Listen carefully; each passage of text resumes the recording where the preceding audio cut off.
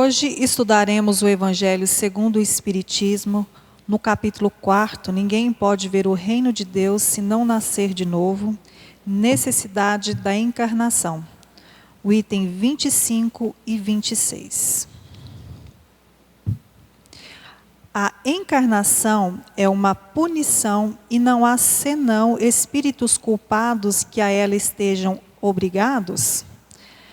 A passagem dos espíritos pela vida corporal é necessária para que possam cumprir com a ajuda de uma ação material os desígnios cuja execução Deus lhes confiou. Ela é necessária a eles mesmos porque a atividade que são obrigados a desempenhar ajuda o desenvolvimento da sua inteligência. Deus, sendo soberanamente justo, deve considerar igualmente a todos os seus filhos. É por isso que dá a todos o mesmo ponto de partida, a mesma aptidão, as mesmas obrigações a cumprir e a mesma liberdade de agir. Todo privilégio seria uma preferência e toda preferência uma injustiça. Mas a encarnação não é, para todos os espíritos, senão um estado transitório. É uma tarefa que Deus lhes impõe na sua entrada na vida, como primeira prova do uso que farão do seu livre-arbítrio. Aqueles que cumprem essa tarefa com zelo, vencem rapidamente e menos penosamente seus primeiros degraus da iniciação e gozam mais cedo os frutos dos seus trabalhos. Aqueles, ao contrário, que fazem mau uso da sua liberdade, que Deus lhes concede, retarda seu adiantamento.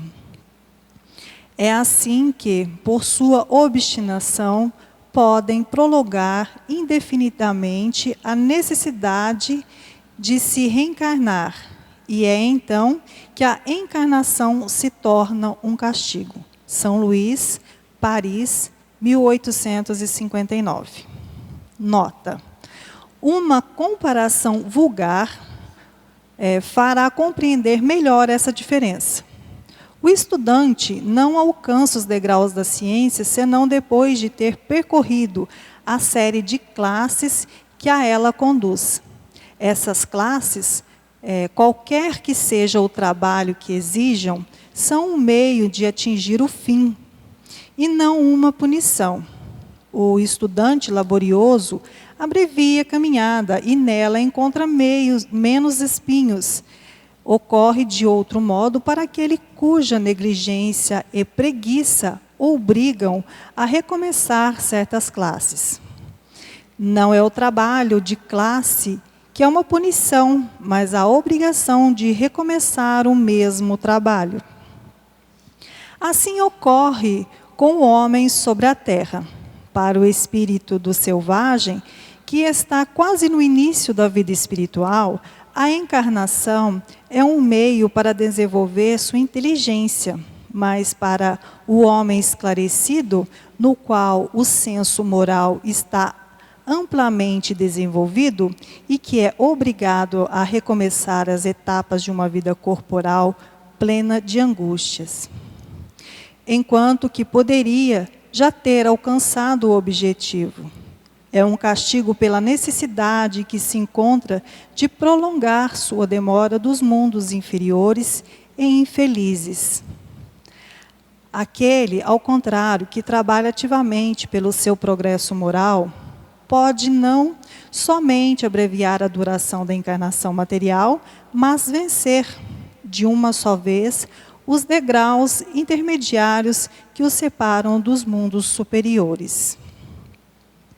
Os espíritos não poderiam se encarnar, senão uma vez sobre o mesmo globo e cumprir suas diferentes existências em esferas diferentes? Esta opinião só seria admissível se todos os homens estivessem sobre a terra, no mesmo nível intelectual e moral. As diferenças que existem entre eles, desde o selvagem ao homem civilizado, mostram os degraus que são chamados a vencer.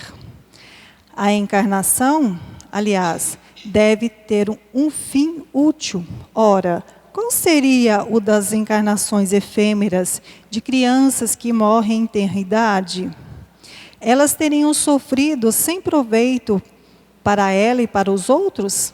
Deus, cujas leis são soberanamente sábias, não faz nada de inútil.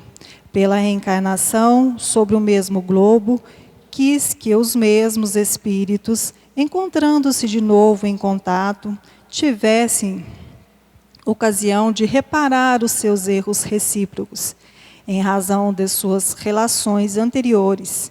Ele quis, por outro lado, assentar os laços de família sobre uma base espiritual e apoiar sobre uma lei natural os princípios da solidariedade, da fraternidade e de igualdade. E quem irá contribuir, com o estudo de hoje serão os nossos amigos e facilitadores, Gisele Eleutério e Eurípides Farley. Um bom estudo a todos e boa noite. Olá para todos, amigos de casa, do trabalho, de onde se encontram aí neste momento, tendo aqui a oportunidade de nos assistir, para juntos, Gisele, aproveitarmos mais um instante, mais um momento de aprendizado através desta mensagem do Evangelho que Jesus nos trouxe como um aprendizado, como uma exemplificação. E através desta passagem aqui no Evangelho segundo o Espiritismo, que Kardec, juntamente com os amigos espirituais, vem nos esclarecer acerca da encarnação. Então hoje nós vamos dialogar, conversar um pouco sobre a necessidade da encarnação e também sobre a reencarnação, porque todos nós somos aqui espíritos reencarnantes, Gisele? Boa noite também. Bem-vindo aqui ao nosso estudo. Boa noite a todos, boa noite aos internautas. Nós vamos dar continuidade ao estudo do livro do Evangelho, segundo o Espiritismo. Nós estamos no capítulo 4. Eu já falei aqui outras vezes, esse livro, ele tem toda uma lógica. Então, ele tem uma parte introdutória. Depois, o primeiro capítulo é Eu não vim destruir a lei. O segundo... o meu reino não é desse mundo. O terceiro, há muitas moradas na casa de meu pai. Para chegar ao quarto e falar, ninguém pode ver o reino de Deus se não nascer de novo. Então tem toda uma lógica cronológica para o nosso entendimento doutrinário, principalmente em relação aos princípios. O meu reino não é desse mundo, mostrando para a gente a questão da imortalidade. O nosso reino, de fato, é um reino espiritual. Há muitas moradas na casa de meu pai. E agora, a questão da reencarnação. São os princípios da imortalidade da alma, da pluralidade das existências, da reencarnação, todos esses princípios são pautados em leis. Então, nós vamos ficar hoje com os itens 25 e 26, que é a necessidade da reencarnação. O texto é muito claro.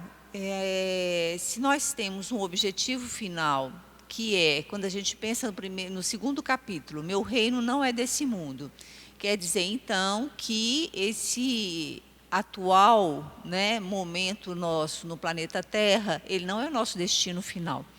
Quer dizer que se o nosso reino não é desse mundo, o nosso reino, de fato, a nossa casa, de fato, é a casa espiritual. E para que a gente possa alcançar essa perfeição relativa, que foi o convite que nos foi feito, sede perfeitos como vosso Pai Celestial, a gente tem um guia, que é Jesus, e à medida que a gente reencarna, a gente vai gradativamente alcançando um pouquinho mais desse processo evolutivo, desse processo de desenvolvimento, para que a gente possa chegar a aproximar a essa perfeição.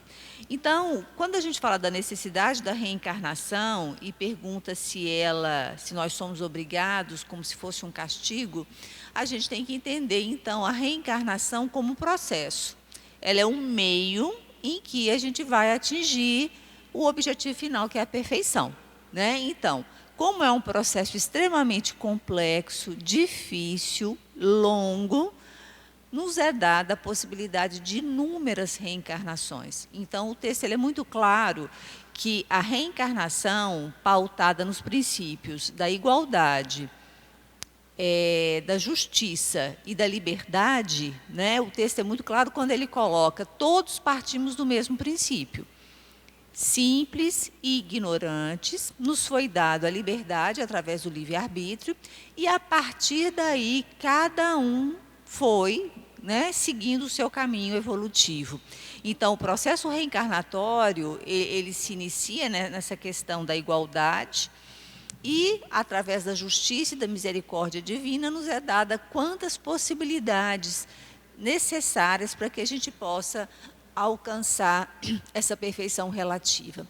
O texto, depois, na nota, ele faz uma comparação em relação a um aluno. E é muito fácil a gente pensar nisso numa vida acadêmica, né? Uma criança de 7 anos que se inicia no processo de alfabetização, que inicia a sua vida acadêmica, não teria como a gente exigir de uma criança de 6, 7 anos que está iniciando o seu processo acadêmico, não teria como a gente exigir dela cálculos dificílimos, logaritmos, né, ciência avançada. Não teria como a gente exigir isso de uma criança de 7 anos. Simplesmente porque ela não está preparada para aquilo, né? Ela ainda, gradativamente, à medida que ela for seguindo os anos habituais da educação, ela vai chegar a um nível que, de fato, ela vai ter esse entendimento. Então, a criança que não consegue, naquele ano, obter os resultados que seriam esperados, acaba que ela, né, na minha época, falava tomar bomba, não é assim? Hoje não, mas acaba que essa criança ela precisa repetir o ano. Então, na verdade, ela vai repetir as tarefas que ela não conseguiu cumprir naquele ano anterior. É exatamente isso, né?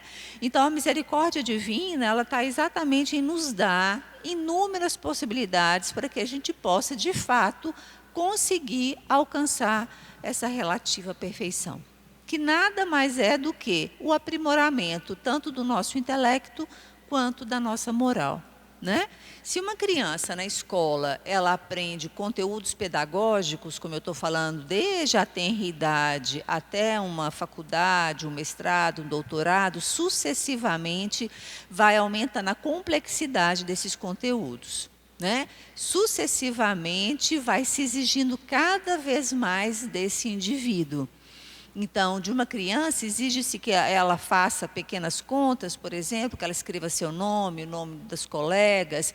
E uma pessoa do doutorado, depois, lá no fim dessa jornada, exige-se o quê? Que ele pense em hipóteses, que ele faça teses, que ele reflita sobre conceitos extremamente complexos da humanidade, da ciência, da tecnologia. Então, é uma evolução, né? É uma evolução pedagógica.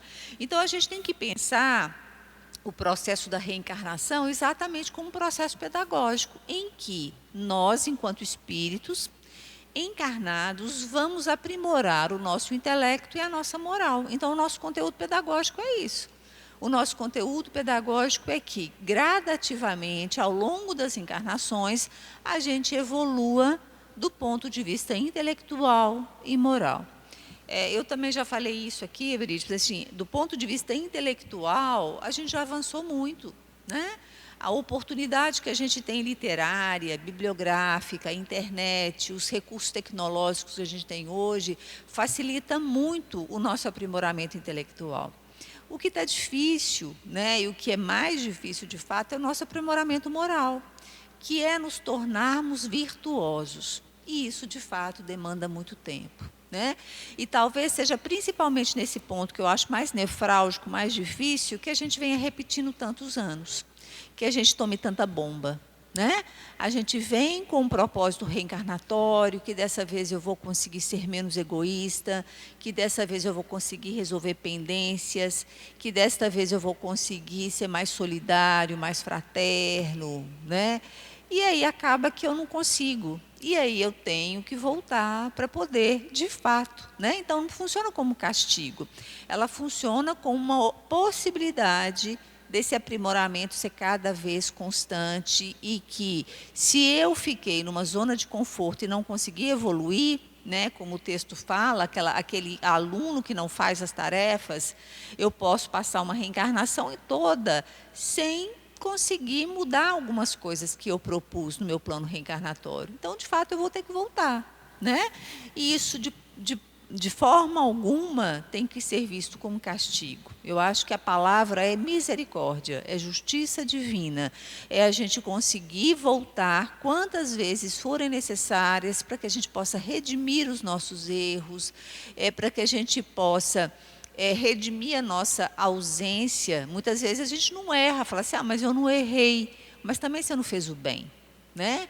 Também você não conseguiu ser caridoso, também você não conseguiu se transformar, tal da reforma íntima que a gente fala tanto, né?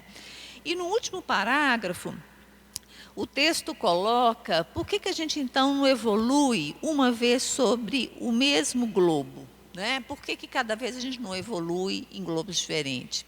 Exatamente porque é na experiência com o outro que eu vou vivenciar esse aprimoramento moral, né? Então, assim, a partir do momento que eu reencarno num grupo familiar, num grupo social, numa comunidade, é com o outro que eu vou conseguir melhorar, aprimorar as minhas questões de virtudes, né? É através da solidariedade, da caridade, da tolerância, da paciência com o outro que eu me transformo e transformo o outro. Então, assim, o ser humano, ele é um ser social, é um ser sociável. Então, a gente precisa do outro para que a gente possa, de fato, evoluir.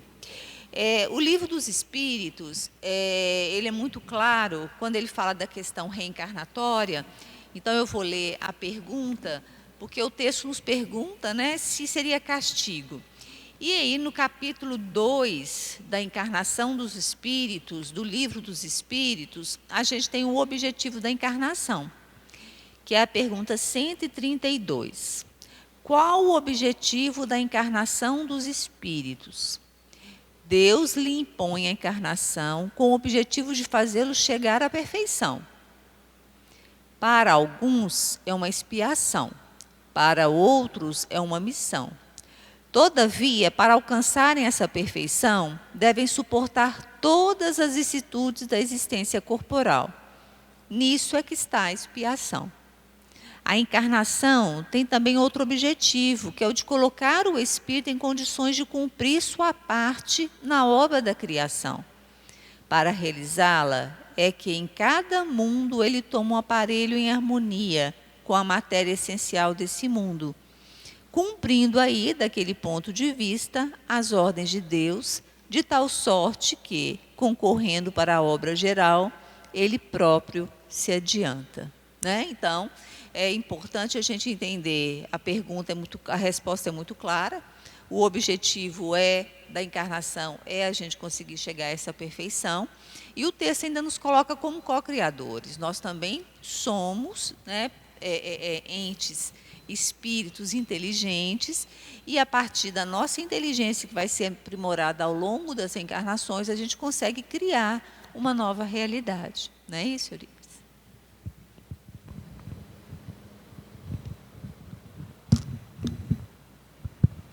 Muito bem, Gisele. Sim, com certeza.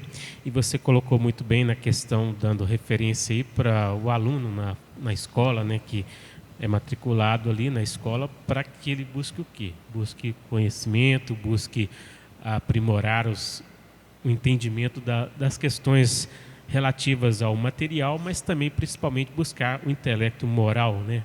A compreensão maior do ser que todos nós somos e a que estamos destinados. Aqui você colocou o objetivo da encarnação na pergunta 132, qual é esse objetivo, colocando para nós como uma questão que Deus impõe no sentido de que a gente possa aprimorar nossos sentidos, despertar de fato aquilo que Kardec coloca como a educação tem como base, despertar esses caracteres latentes, ou seja, algo que já está em nós, que nós não colocamos em evidência através de quê? Através do conhecimento.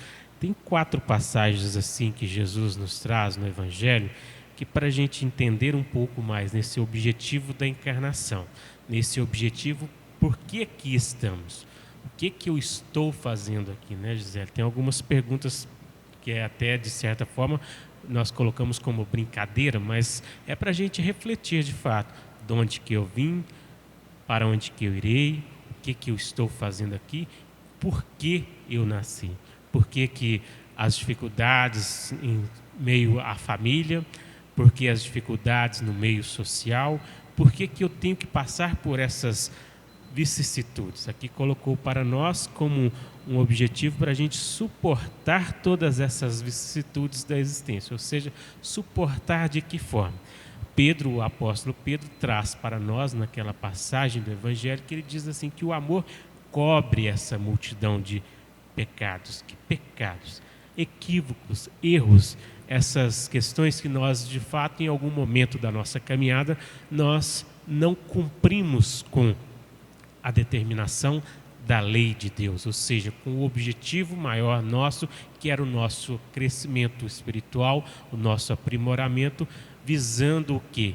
O trabalho no bem, trabalhar a essência espiritual que todos nós somos, cultivando o bem em nós e em todos. Então tem 4 passagens assim do Evangelho que Jesus nos traz sobre nós aprendermos a nos conhecer, a ser, a fazer e a viver. Quando ele coloca assim, conhecereis a verdade e ela vos libertará. Ou seja, aprender a conhecer, buscar a nos conhecer, buscar a conhecer a questão da vivência do Evangelho, colocar em prática as ações que temos que desenvolver para amadurecer em nós todos esses caracteres assim que Kardec coloca, que a educação tem como principal objetivo despertar tudo isso em nós, ou seja, as atitudes corretas, as vivências exatas no bem, né, Gisele? E aí ele coloca assim também, fazei isso e viverás, ou seja, aprender a fazer o quê? Colocar em prática esse conhecimento, colocar em prática essas ações no bem, colocar em prática o objetivo maior, que aqui estamos todos buscando esse aprimoramento, buscando esse crescimento. Outra questão que Jesus assim nos traz, quando ele coloca, sede perfeitos como vosso Pai Celestial é perfeito. Ou seja, ser, aprender a ser, quem de fato, o que de fato nós somos. Somos espíritos imortais, a caminho desta evolução, e para vivenciar, para evoluir, nós temos que passar por todas essas vicissitudes que coloca aqui para nós, nesta passagem do Evangelho, nesse objetivo, nessa necessidade de nós estarmos aqui hoje encarnados ou reencarnados, porque todos nós aqui em algum momento, não adianta dizer, né, Gisele, que é a primeira vez que aqui estamos inseridos neste mundo, não tem como a gente saber disso, mas conforme Emmanuel coloca assim para todos nós, que para saber quem nós somos, basta saber nossas atitudes, nossos comportamentos, para sabermos o que fomos no passado ou o que temos que aprender com tudo isso, para assim já colocar em prática e começar a corrigir.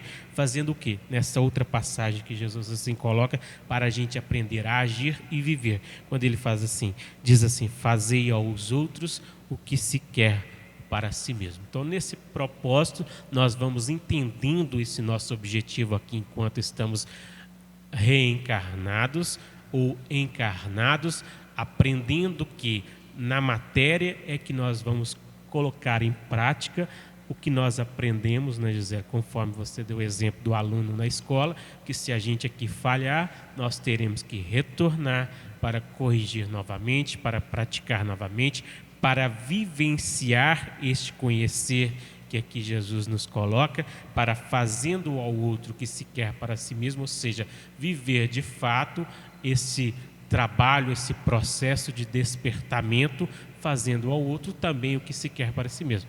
Se nós pensarmos nesse momento atual que vive o mundo todo, né, Gisele? Se a gente fizesse de fato com amor, com benevolência, com solidariedade, com fraternidade, conforme aqui está falando para nós no Evangelho, nós estaríamos já num grande passo rumo a esse crescimento, a essa ascensão, nesse nosso objetivo, enquanto aqui estamos reencarnados ou encarnados, buscando através dessa vivência do Evangelho, deste comportamento no bem, a prática do Evangelho de Jesus, ou seja, fazer o bem no limite das nossas forças. Você mesmo colocou a questão interessante.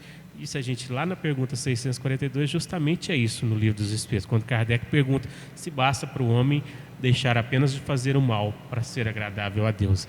E os Espíritos nos dizem que não é só não fazer o mal, mas é fazer o bem no limite de nossas forças. Ou seja, porque em determinada situação nós deixamos de fazer o bem e assim nos complicamos também. Porque às vezes essa ação nossa no bem poderia ter evitado uma situação de desequilíbrio para outra pessoa, né? De desequilíbrio até para nós mesmos. Então, buscar esse equilíbrio, que é essas ações no bem, para a gente compreender o nosso maior objetivo, que aqui estamos buscando através desta oportunidade, porque todos nós temos a oportunidade. Alguém vai falar assim, mas eu não pedi para nascer, né, Gisela? Não só pediu, como implorou, como planejou, como insistiu, como uma oportunidade para aqui estarmos reajustando o nosso caminho. E se a gente for lembrar de Jesus, quando ele coloca assim, pagando esses ceitil por ceitil, ou seja, corrigindo esses equívocos que nós, ao longo dessas existências nossas, ou seja, das nossas reencarnações aqui neste mundo, nós em algum momento nos prejudicamos e prejudicamos alguém. De que forma? Deixando de cumprir com os ensinamentos, deixando de cumprir com a lei de Deus, que é a lei natural, que nos impulsiona a esse crescimento, a essa vivência desse verdadeiro ser que todos nós somos e que estamos destinados a ser. Lá no livro O Porquê da Vida, Leon Denis nos diz isso, que o nosso maior objetivo é o nosso aprimoramento, ou seja, a nossa ascensão rumo a esse progresso espiritual que todos nós estamos assim destinados, rumo a esse objetivo. A passagem reencarnatória é vivenciando, igual que coloca para nós, como uma oportunidade, através de uma expiação, através de uma provação, para que a gente possa despertar em nós todos esses sentidos, essas caracteres, essas vicissitudes, ou seja, despertar o quê? O bem em nós. Deixar de fazer o mal, já vivenciando o bem, para assim despertando esse objetivo maior de caminhar rumo a esse crescimento, esse aprimoramento. Então Deus concede a todos o mesmo ponto de partida, a mesma aptidão, as mesmas obrigações a cumprir e a mesma liberdade de ação. As diferenças de sorte são somente na maneira como cada um faz suas escolhas, do bom ou mau uso de tudo que tem e recebe de Deus. Ou seja, cada um tem sua livre escolha, seu livre-arbítrio.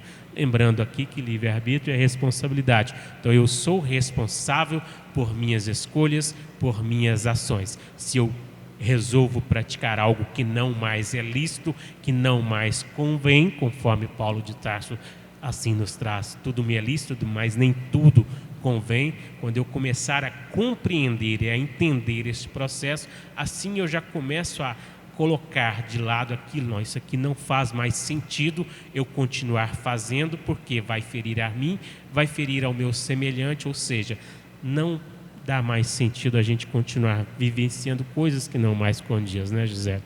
Então, é esta oportunidade como despertamento para todos nós de colocar em prática o que Jesus assim está nos mostrando há mais de 2000 anos. Há mais de 2000 anos, Jesus nos trouxe esse ensinamento vivo para que nós possamos assim segui-lo. Eu sou o caminho, a verdade e a vida. Ou seja, fazer isso e viverás. Faça ao outro o que se quer para si mesmo. Ou seja, põe em prática.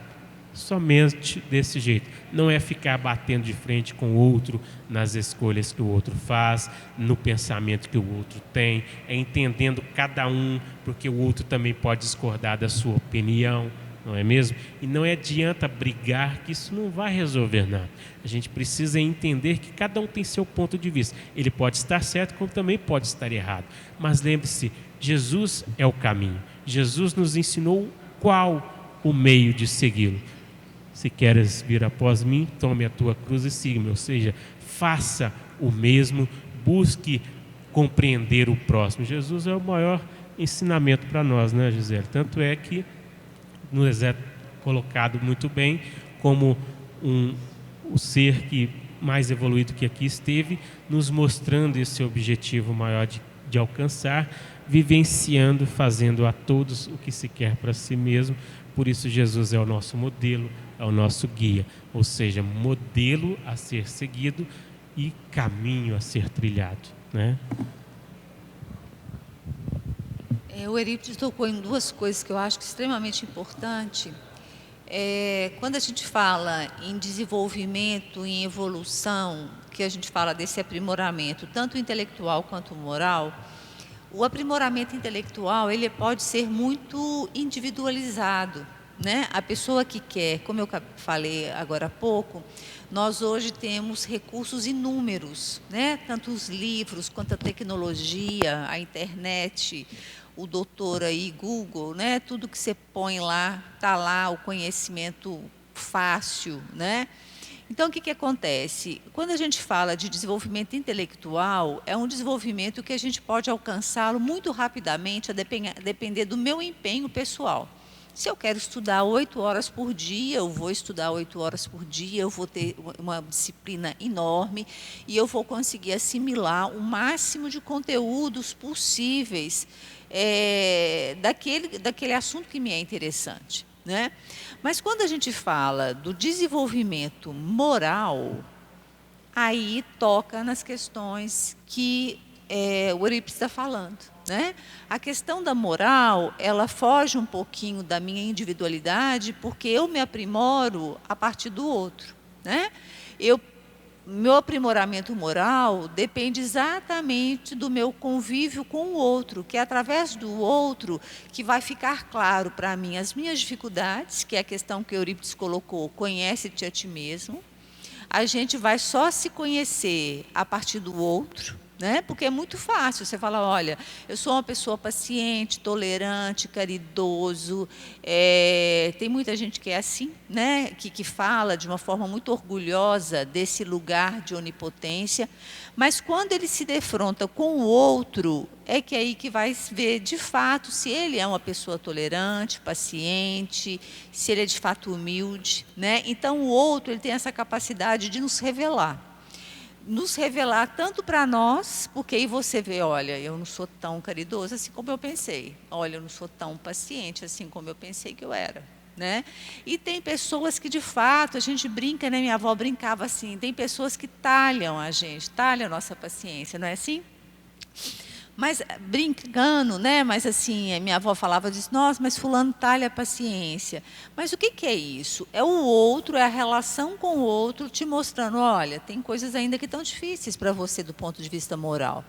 Então, esses dois pontos que Eurípides coloca, que é a nossa caridade com o outro e conhecer a si mesmo, são os pontos fundamentais para o nosso desenvolvimento moral, né? Eu só consigo ver de fato onde eu estou no processo evolutivo, como que eu estou com as minhas virtudes, se eu me conheço. Se eu sei exatamente o que é mais difícil para mim. O que é mais difícil para mim em relação ao convívio com meus familiares, meu convívio no trabalho, meu convívio na sociedade. O que de fato me tira a paciência, o que de fato me irrita, o que de fato me faz sentir raiva, né? Que são sentimentos humanos que a gente ainda não conseguiu controlá-los 100% do tempo. Então, as questões morais, elas partem exatamente disso, né? Eu preciso ter a humildade, que é a primeira bem-aventurança, bem-aventurados os humildes, porque, né, conhecerão o reino dos céus, quer dizer, bem-aventurado aquele que se coloca no lugar da humildade, da simplicidade, porque ele sabe que ele não está pronto. Ele sabe que ele não é perfeito, né? Ele sabe que ele pode errar. Então, a humildade te coloca nesse lugar de evolução, de aprimoramento. Então, quando eu me coloco de frente para o outro, que seja meu companheiro, meu filho, meu colega de trabalho, uma pessoa na rua, quando eu me coloco num lugar de humilde, daquele que não sabe tudo, daquele que precisa também de ajuda, eu consigo entender a minha fragilidade enquanto espírito ainda em desenvolvimento, né? Porque se eu já chego pronto, que é o caso do orgulhoso, que não se conhece, porque ele se acha orgulhoso, ele se acha pronto, né? Ele não precisa do outro. O outro não tem razão nunca, e é isso que Eurípides falou, né? A gente está vivendo um momento planetário, né, hoje, de muita dicotomia, né? É o certo, é o errado, politicamente certo, errado, ou é justo ou injusto, e a gente sempre acha que o nosso lugar é o lugar da certeza. Eu estou certo, então eu não posso concordar com a opinião do outro, né? Mas isso é bem a cara do orgulhoso. Eu tenho a razão, eu estou certo. E aí impede a minha flexibilidade, a minha humildade de entender que o outro também pode estar certo. Dentro da perspectiva dele, é a certeza dele, né? Então, o que eu acho que é mais importante, quando eu falei da questão do aluno, né, é a gente se ater principalmente a esse desenvolvimento intelectual, a esse desenvolvimento moral. Porque o intelectual, como eu disse, ele está muito fácil hoje, né? Mas o livre-arbítrio nosso, a nossa liberdade da gente escolher as nossas ações dentro de um processo mais virtuoso possível, é o que é mais difícil nesse processo evolutivo nosso, né? Quais são as ações, quais são os pensamentos, palavras e ações que eu preciso para que eu me torne uma pessoa mais virtuosa, né? Como é que eu posso vigiar e orar o tempo todo, né? O Evangelho é muito claro. Eu preciso vigiar meus pensamentos para que eu possa vigiar e ter melhores palavras para que o meu comportamento possa ser o mais digno possível. Mesmo que não seja lá grande coisa, mas é o que eu consigo nesse momento, né? Então, como seres ainda imperfeitos, a gente tem que ter humildade de entender que muitas vezes a gente não vai fazer correto mesmo. Mas a gente tem que ter a certeza que a gente tentou da melhor forma possível, né? Então, a gente tem que tentar em reencarnação, tentar entender a reencarnação exatamente como essa possibilidade de fazermos melhor.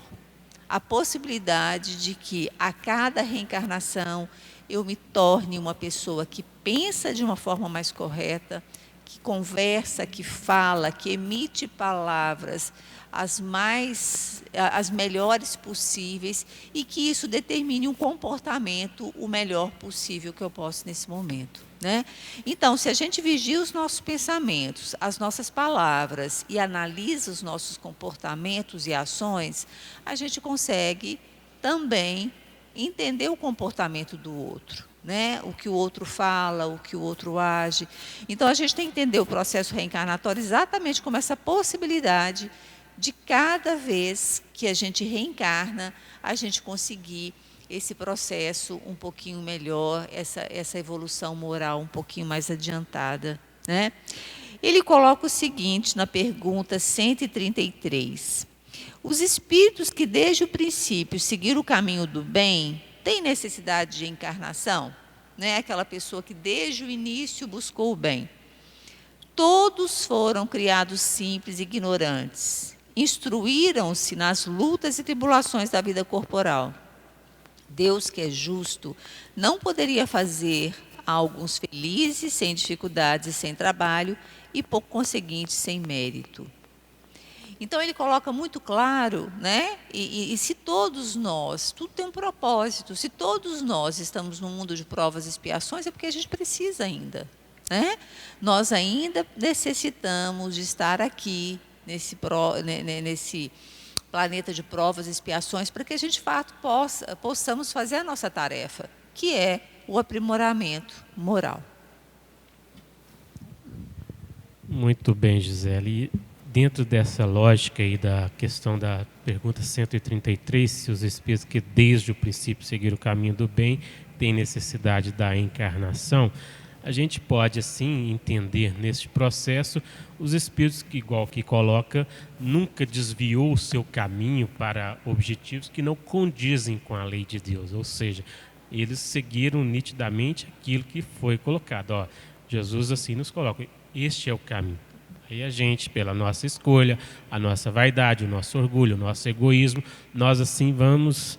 mas se eu fizer desse jeitinho aqui? E se eu buscar esse outro caminho aqui? Ou seja, a gente estava falando aqui sobre a questão do conhecer, né? Nos conhecer melhor uns aos outros. Você falou muito bem aí da pessoa, por exemplo, que para ela se conhecer, eu acho que eu sou uma pessoa tranquila, paciente, serena.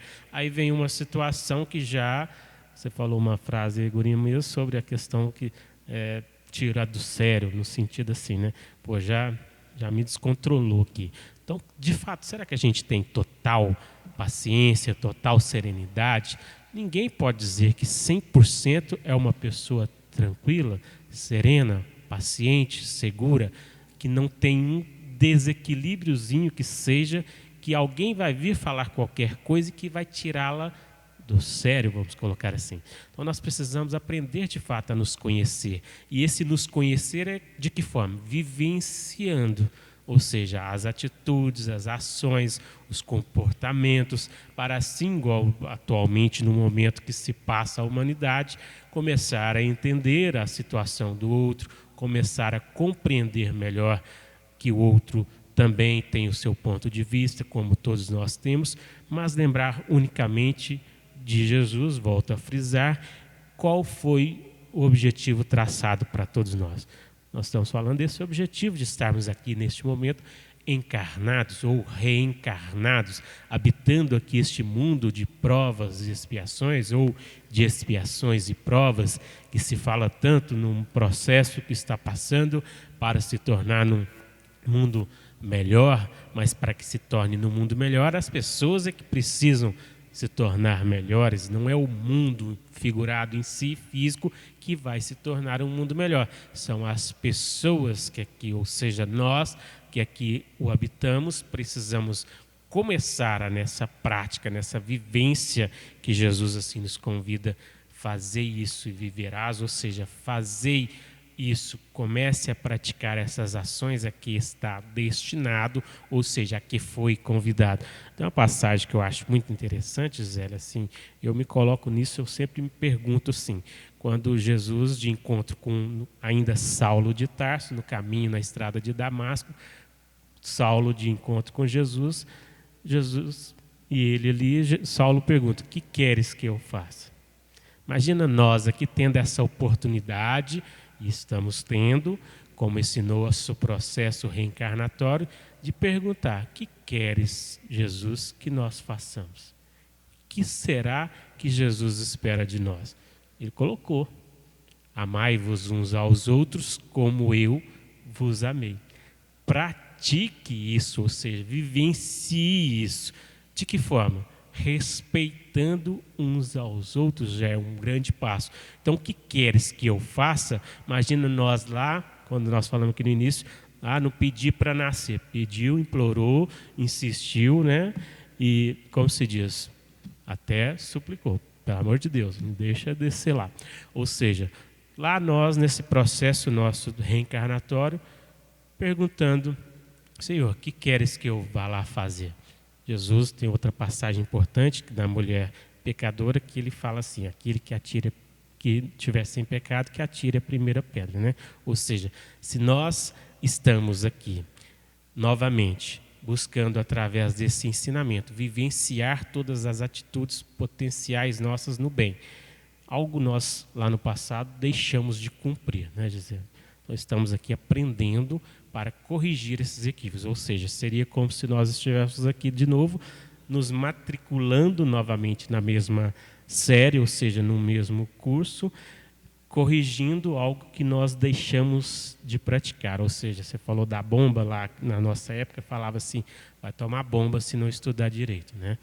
Então, hoje, para a gente entender, é como se a gente estivesse aqui novamente repetindo uma dessas séries que nós deixamos de estudar corretamente, ou seja, esse estudar aqui no sentido de ter praticado, vivenciado e cumprido com a lei maior, que é a lei natural, a lei de Deus. Ou seja, nós estamos aqui tendo novamente este objetivo de aprender, de praticar, de vivenciar, ou seja, aprendendo a nos conhecer, fazendo e praticando as ações no bem de fato. Então, Jesus, assim, para nós vamos perguntar: que queres que eu faça, Senhor?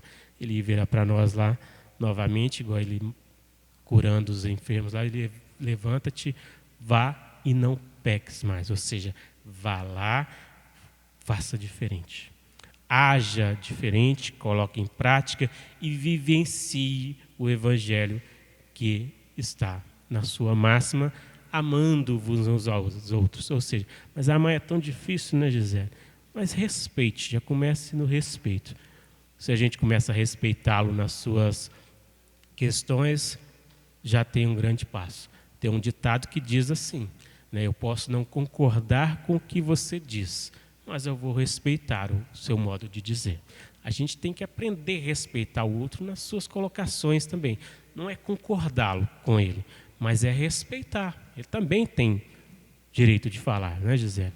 Nem pode estar errado, sim, mas quem é que pode dizer que está com a razão? Ninguém é dono da verdade. Somente Jesus nos mostrou este caminho. E nós temos que seguir o que está no Evangelho, amando-nos uns aos outros, vivenciando, ou seja, suportando, igual coloca aqui para nós, todas essas vicissitudes. O que é isso?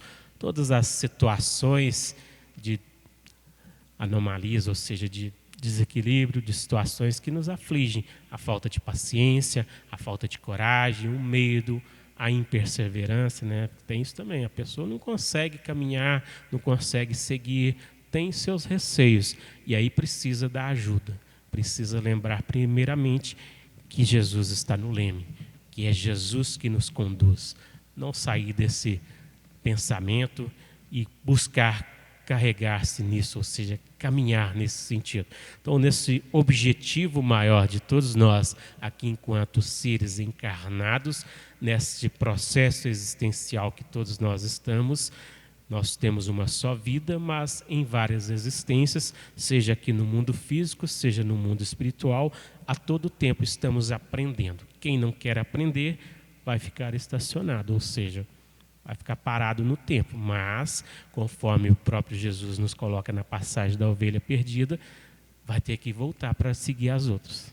Não adianta se esconder, não adianta ficar parado, é hora de pensar, de parar, de refletir. Aproveitar este momento que o mundo hoje nos pede para que a gente possa refletir melhor e lembrar mais de Jesus.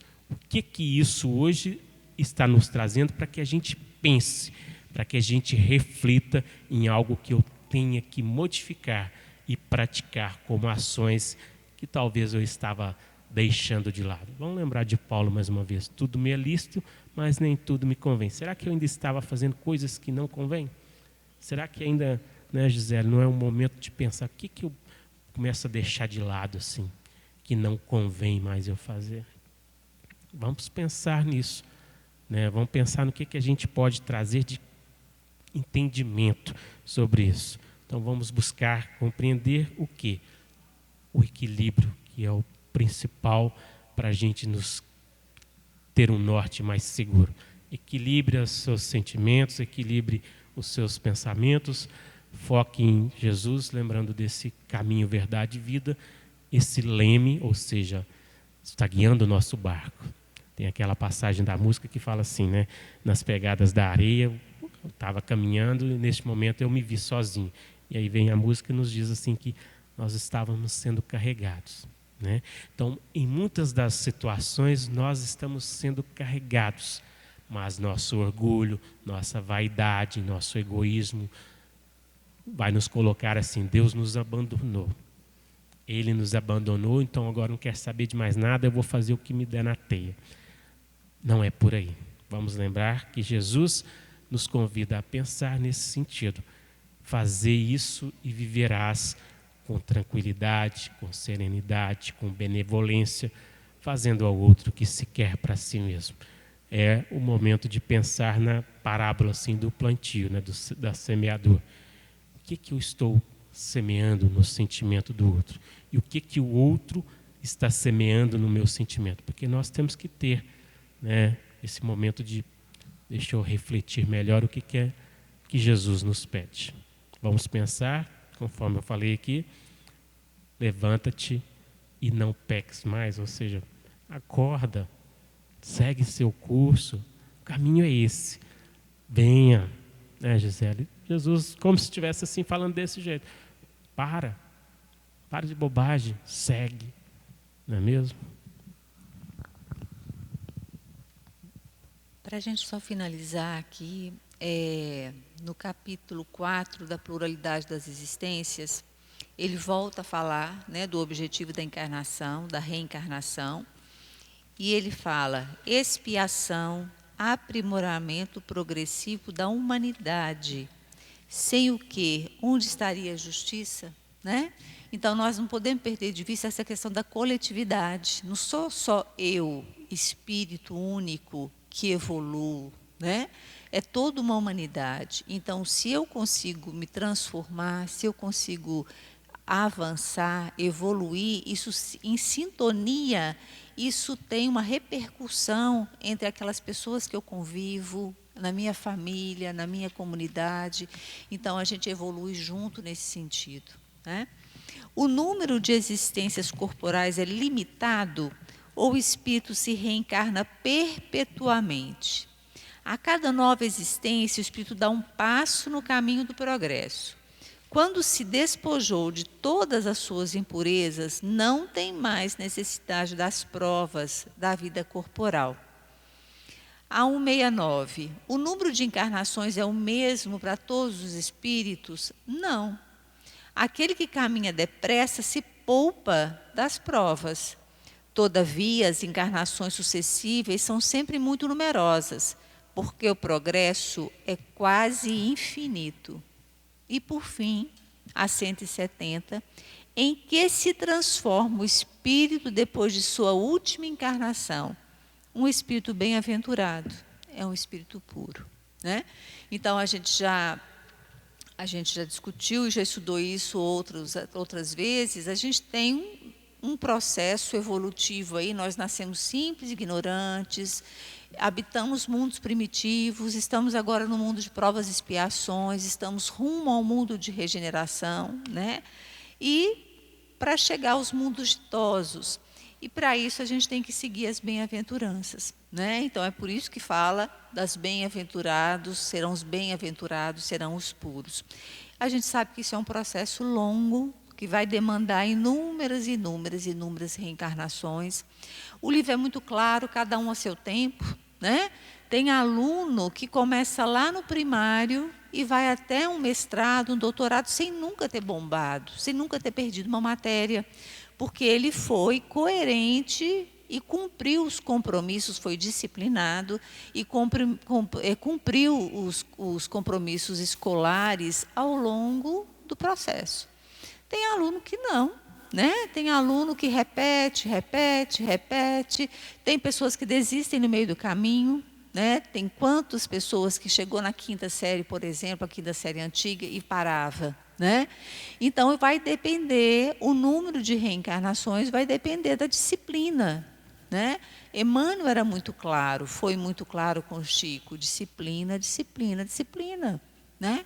Então, se nós temos disciplinas, somos compromissados com o nosso processo evolutivo, se entendemos, nos conhecemos as nossas limitações, somos humildes o suficiente para entender que não somos perfeitos, e através do convívio com o outro é que a gente vai conseguir, de fato, viver essa caridade, essa transformação. O Eurípides falou, a gente está vivendo um momento no mundo hoje bastante complicado, né? A pandemia, ela nos trouxe uma reflexão muito importante, que o texto nos coloca aqui hoje, que nós partimos do mesmo ponto de partida, simples e ignorantes. E a pandemia, o que ela faz? Ela nos iguala, né? Não há rico, não há pobre, não há país rico, não há país pobre, né? Ela nos coloca na mesma fragilidade, né? E nos mostra a fragilidade desse corpo, a fragilidade dessa vida material. Então, é um momento de extrema reflexão, é um momento de intensa introspecção, que a gente consiga se conhecer, que a gente consiga se colocar no lugar do outro, que a gente consiga entender que é através do outro e do olhar meu com o outro que eu vou conseguir viver de fato essa solidariedade, entender que nós estamos numa mesma situação. E que a gente aproveite, apesar de todo o sofrimento que a pandemia vai nos trazer, que a gente consiga aproveitar esse momento de intenso aprendizado. Eu acho que é isso, Eurípides?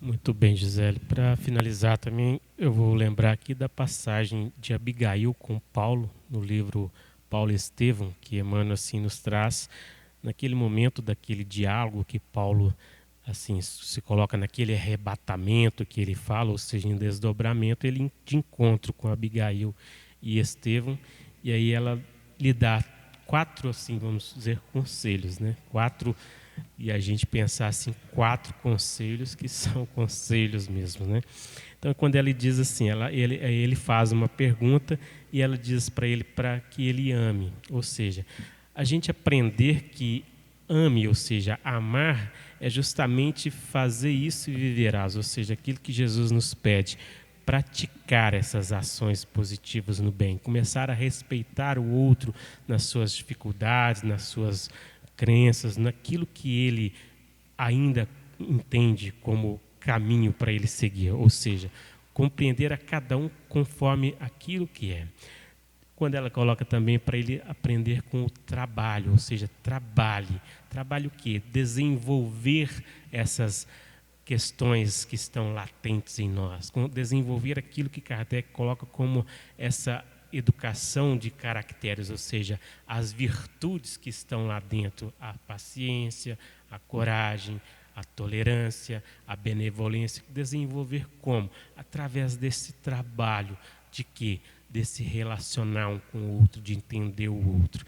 Quando ela coloca também sobre a questão de aprender a esperar, ou seja, não sair atropelando tudo e todas as coisas, ou seja, ter calma, ter serenidade, ou seja, esperar no sentido de ter esperança, é o que está às vezes nos faltando neste momento atual, ter mais esperança, lembrar que Jesus está conosco, está no leme, E outra questão que ela coloca é a questão do perdão, quando ela diz perdoe, perdão nesse sentido de entender o outro, faze ao outro o que se quer para si mesmo, porque se eu penso no outro como eu penso em mim, se eu quero que o outro me trate como eu gostaria de tratá-lo, ou seja, se eu estou tratando o outro errado e estou querendo que ele me trate certo, tem uma coisa errada nisso, não tem, Gisele? Então, assim, fazer ao outro, ou seja, ter comportamentos de benevolência, de serenidade, de amor para